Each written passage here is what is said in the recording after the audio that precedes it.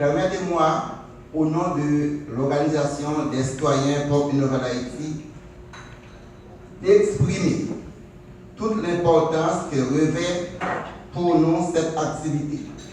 En particulier, cette séance de l'atelier de dialogue réunissant la jeunesse, les représentants des partis politiques et les autorités locales. Nous sommes rassemblés aujourd'hui dans le cadre d'un projet d'envergure rendu possible grâce au concours technique et financier du programme des Nations Unies pour le développement à travers le PBF.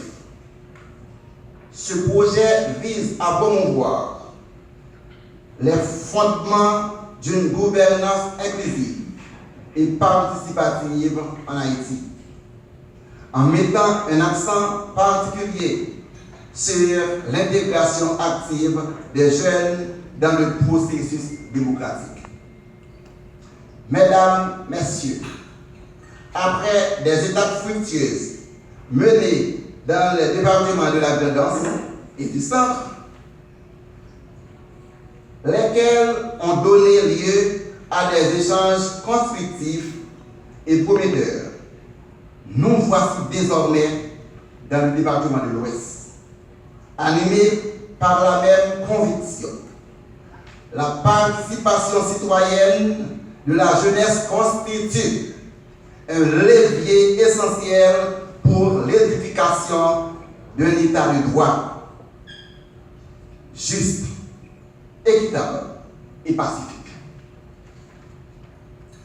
Les activités réalisées dans le cadre de ce projet témoignent déjà des résultats probants. Il y a lieu de souligner, à titre illustratif, la constitution et l'opérationnalisation d'un groupe de jeunes volontaires de l'OCNH à Plateau Central.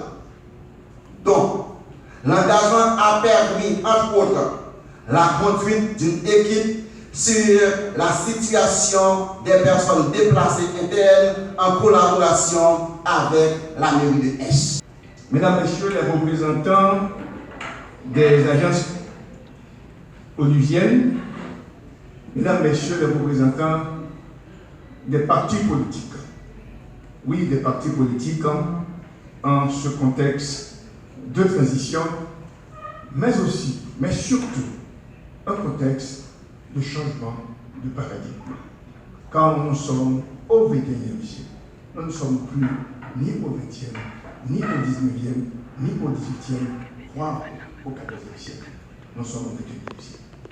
Donc il y a un changement de paradigme. Le jeu, c'est votre jeu, les partis politiques, de vous adapter aux grandes mutations qui s'effectuent en Haïti même et au niveau mondial. Distingués invités en vos rangs, grades et qualités.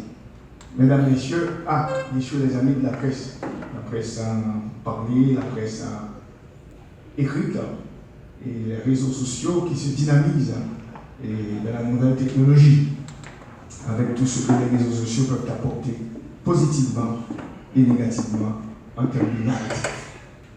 Il y a eu certes des signataires et des non-signataires. Et cet accord n'a pas fait l'unanimité. Et jamais un accord ne fera l'unanimité en Haïti, surtout dans un pays à une longue tradition d'opposition improductive. C'est toute une culture.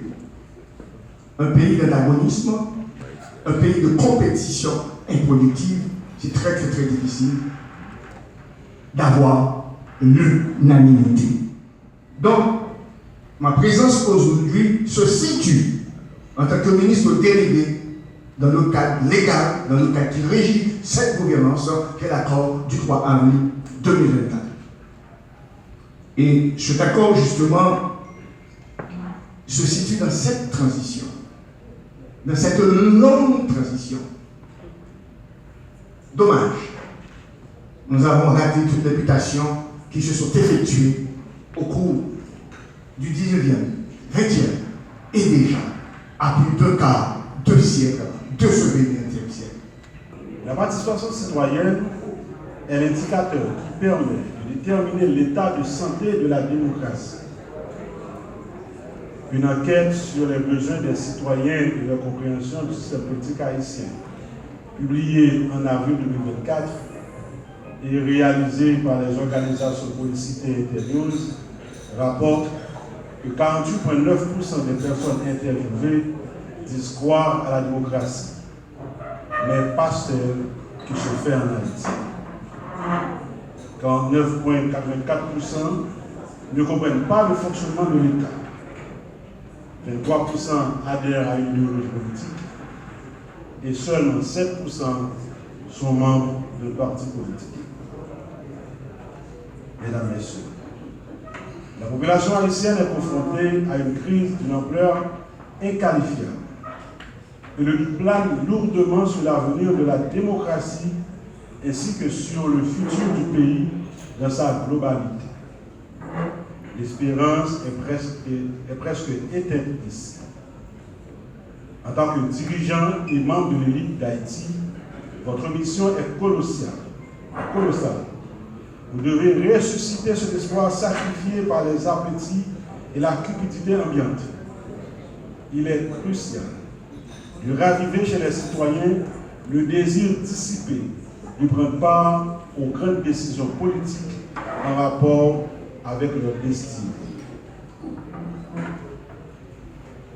En tant que conseiller électoral, cet atelier m'intéresse particulièrement car il est directement lié à ma mission, ainsi qu'à celle du Conseil électoral provisoire qui vise à encourager la participation d'un maximum de citoyens aux élections.